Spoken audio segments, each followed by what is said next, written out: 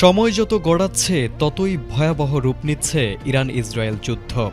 গত সপ্তাহে শুরু হওয়া এই হামলায় ইতোমধ্যে বহু হতাহতের খবর সামনে এসেছে।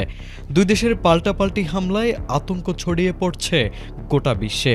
এমন পরিস্থিতিতে নতুন করে উত্তেজনা তৈরি করেছে চীনের অবস্থান। ইসরায়েলের বুকে কাঁপন ধরিয়ে এবার যুদ্ধে ইরানের পাশে দাঁড়িয়েছে বেইজিং। এমনকি ইরানের হয়ে সরাসরি যুদ্ধে নামার ঘোষণাও আসতে পারে বলে আন্তর্জাতিক মহলে গুঞ্জন চলছে।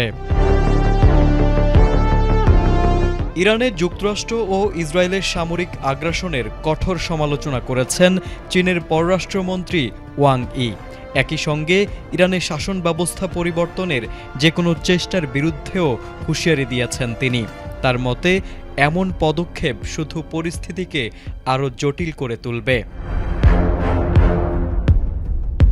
সম্প্রতি বেইজিংয়ে এক সংবাদ সম্মেলনে ওয়াং ই বলেন, সামরিক শক্তি ব্যবহার করে বর্তমান সংকটের কখনোই সমাধান হবে না।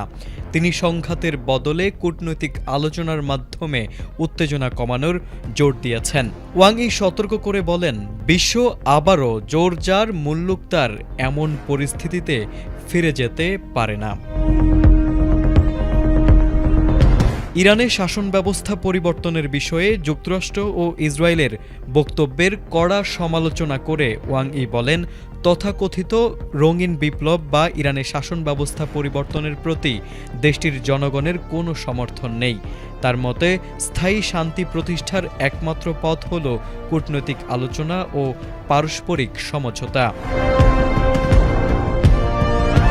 চীনের পররাষ্ট্রমন্ত্রী আরও বলেন, ইরানসহ সব দেশের সার্বভৌমত্বের প্রতি সম্মান দেখাতে হবে এবং মধ্যপ্রাচ্যে চলমান সামরিক অভিযান অবিলম্বে বন্ধ করতে হবে, যাতে সংঘাত আরও না বাড়ে এবং অন্য অঞ্চলে ছড়িয়ে না পড়ে।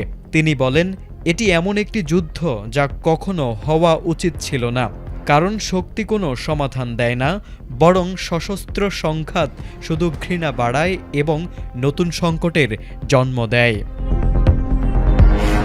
তারেক আজিজ, এটিএন বাংলা।